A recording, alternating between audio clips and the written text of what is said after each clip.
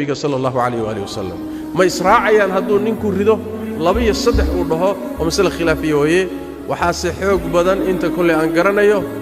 مذهب كدهايا دلقدو اسم راعان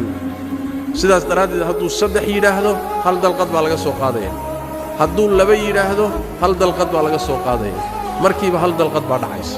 wallahu a'lam nin culimada kamid ah maanta wuxuu noo sheegay nin caama sheekeynayo islaantaydii baan furay waa leeygu celi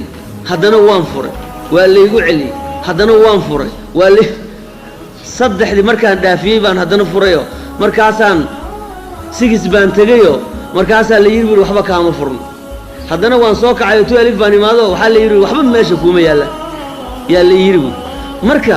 saasa ay qabsatay buuri laakiin ilaahay haddaan ka yaabo waxa ii yaala meesha ma loo oo hadda saasoo u garanayaa muxuu dadka u dhex socdo walaalayaal waxa maanta jira waa waxa soo kale maanta yaa qofkii maanta uu soconaya nin baa ku sheekeynay igo waa nin weyn oo odaya islaamnimadu inta ku soo gaaray wuu garanayaa waxaan marka dadka qaar waaba tijaaban u malay waxooda iska tijaabinay way fiirinay ma garad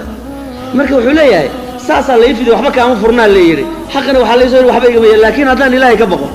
meesha wax ii yaala ma jiro maxay yeelay anaaba garanaya intaan furay meesha wax furay aan garanayo oo haddaan ba wax furmaynin maxaa talaaq loo sheegay diintu maxay talaaq u sheegaysaa haddaan wax furmayo ma jiro sidiisoo talaaq hadii saddex la dhaafsiyo haddaan ba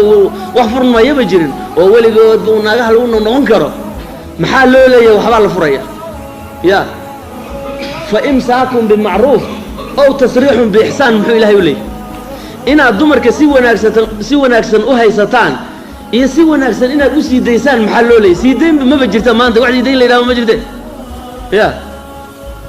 marka waa wax